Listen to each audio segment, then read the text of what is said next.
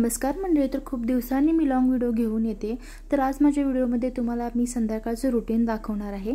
तर संध्याकाळची रुटीनची सुरुवात ही दिवाबत्ती करून होते। लास्ट श्रावण सोमवार होता आणि सकाळी मला मंदिरामध्ये जायला जमलं नाही, त्या कारण मॉर्निंग शिफ्ट होती। तर म्हटलं चला जाताना बेल आणि फुले घेऊन जाऊया आणि देवाला वाहूया, त्यासाठी मी ते पूजा करत होते। माझं हे जे रुटीन आहे ते बऱ्यापैकी सेमच आहे। कधीतरी रुटीनमध्ये थोडाफार चेंज होतो। तर मार्केटमधून येताना मी भाजी घेऊन आलते आणि ह्या काकड्या पण घेऊन आलते। तर मला स्वस्त आणि छान दिसल्या होत्या काकड्या म्हणून त्या घेऊन आलते। तर ते मी सगळं सामान फ्रीजमध्ये ठेवत होते। भाज्या घेऊन येणे हे पण मोठं टास्क आहे बरं का। रोज डोकं लावायला लागतं की भाजी काय बनवायची, आज भाजी काय बनवायची। त्यानंतर मी आणि ननंदबाईंनी दोघींनी मिळून चहा पिला, थोड्याशा गप्पा मारल्या, गॉसिप केलं। मी जॉबवरून घरी आल्यानंतर चहा पिताना थोड्याशा गप्पा मारणं हा पण एक आमचा रुटीनचाच भाग बनलेला आहे। त्यानंतर इथे सासूबाईंनी गावाकडून शेंगा आणल्या होत्या शेवग्याच्या, तर त्या आम्ही शिजायला ठेवल्या होत्या थोडंसं मीठ टाकून। आणि लागलीच म्हणलं डाळ भाताचा पण कुकर लावते। आमच्या मग घरी रोज हे डाळ भात लागतो। डाळ हा कंपल्सरी आहे। सकाळचं नसलं तरी डाळ भात चालतो, पण संध्याकाळी डाळ भात हा कंपल्सरीच आहे। काकडी मला थोडी खराब वाटत होती म्हणून म्हटलं स्वच्छ धुवून ठेवावी। आणि त्यानंतर तिकडे डाळ भाताचं कुकर होतं, तोपर्यंत म्हटलं कणिक मळून घेऊया, तोपर्यंत कणिक मुरेल पण थोडीफार।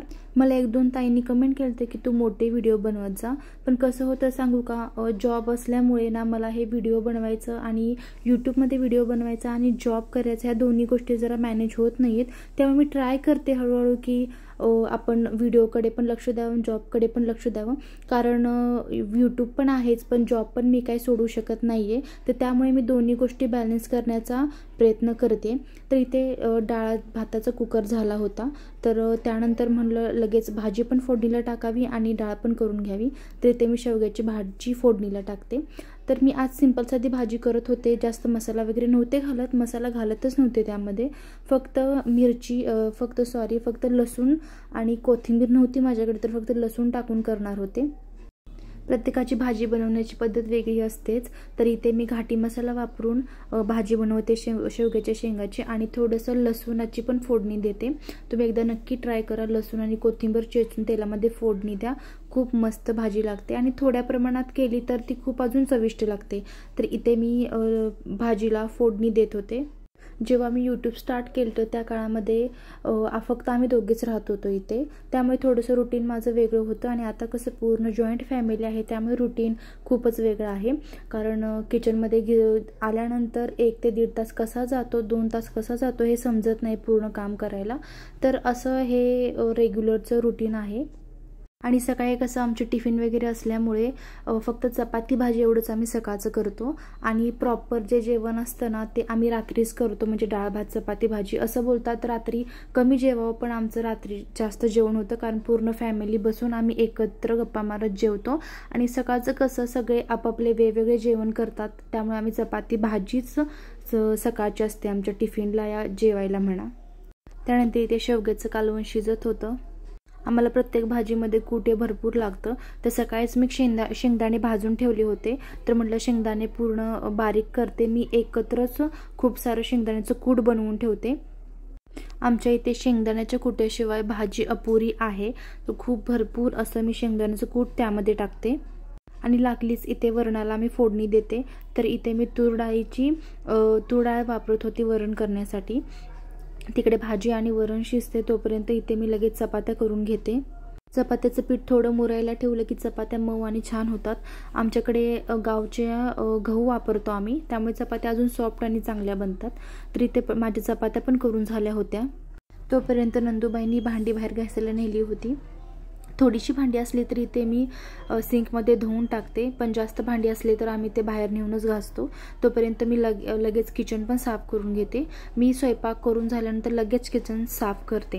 पहिली गोष्ट तर स्वयंपाक झाल्यानंतर तसाच पसारा ठेवला, मुंग्या पण लगेच होतात, त्यामुळे झुरळं पण लगेच होतात, त्यामुळे लगेच मी स्वयंपाक झाल्या किचन पूर्ण साफ करून घेते। आणि जेवण खाऊन झालं की इतका कंटाळा येतो की काय काम करूच वाटत नाही। आणि हे बघा, नवरा नावाचा असा एक प्राणी आहे की त्या प्राण्याला कोणती वस्तू घेतली जिथल्या तिथे जागा ठेवायला येतच नाही। तर जेवण खायच्या अगोदर मी ही सगळी बेसिक कामे आहेत ती आधीच करून घेते। आणि रात्रीच थोडंफार स्टाईलवरती या किचन ट्रॉल्यावरती पण एखादा हात मारून घेते, जर काय चिकट वगैरे घाण असेल तर ती पण लगेच निघून जाते। आणि म्हणलं किचनमध्ये आलो तर पूर्ण एकदम किचनची कामे आवरूनच किचनमधून बाहेर गेलेलं बरं, नाहीतर एकदा बसलं की परत उठायचा कंटाळा येतो आणि स्वयंपाक वगैरे करायचा पण खूप कंटाळा येतो. तर त्यामुळे किचनमधली पूर्ण कामे आवरून एकदाच घेतली. आता उद्याच्या भाजीची तयारी करते. तर उद्या कारलं करणार आहे तर मी ते चिरून ठेवणार आहे. तर आणि तोपर्यंत आम्ही भूताचा मूवी पण बघणार आहे. तर चला भेटू थोड्या वेळामध्ये. बाय.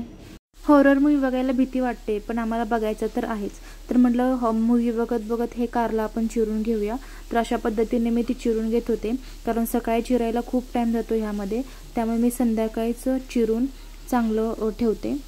त्यानंतर जेवण करायची पण वेळ झाली होती आणि उपवास होता, त्यामुळे भूक पण खूप लागली होती. तर मग त्यामुळे आम्ही दोघी जेवण करायला घेतलं. मिस्टर लेट जेवणार होते आणि जेवण करायच्या अगोदर देवाला पण नैवेद्य दाखवून घेतला आणि त्यानंतर आम्ही दोघींनी पण उपवास सोडला. तर जेवणामध्ये साधा सिंपल मेनू होता. सासूबाई नव्हते आज, कारण त्या दिरांकडे गेल्या होत्या, त्यामुळे आम्ही तिघच होतो घरी.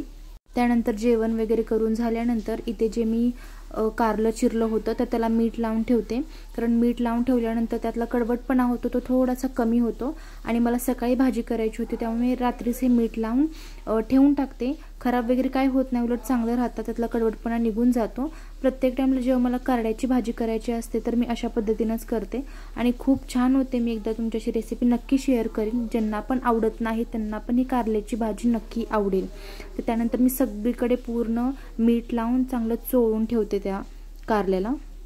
मी अशा काही भाज्या असतात ना की त्यांना चिरायला खूप वेळ जातो, तर त्या संध्याकाळीच मी चिरून ठेवते, कारण सकाळची माझी लवकरची शिफ्ट असते. त्यामुळे पटपट ह्या भाज्या चिरायलाच इतका वेळ जातो, खूप गडबड होते. त्यामुळे संध्याकाळीच मी करून ठेवते. त्यानंतर लगेच मग भांडी आहेत, थोडी 4च भांडी पडली होती, कारण मग अशी भांडी जास्त होती ती घासून टाकली होती. त्यामुळे म्हणलं लगेच 4 भांडी आहेत ते घासून टाकावेत. आणि कसं होतं, सगळं जेवण करायच्या अगोदरच किचन साफ केलं, भांडी घासली, तर नंतर ना इतका कामाचा कंटाळा खरंच येत नाही.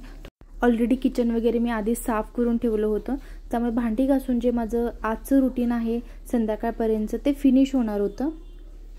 त्यानंतर बघू शकताय तुम्ही 9:15 झाले होते आणि आज खरंच माझं खूप लवकर काम आवरलं होतं. मला काम आवरता 10 10:15 होतातच.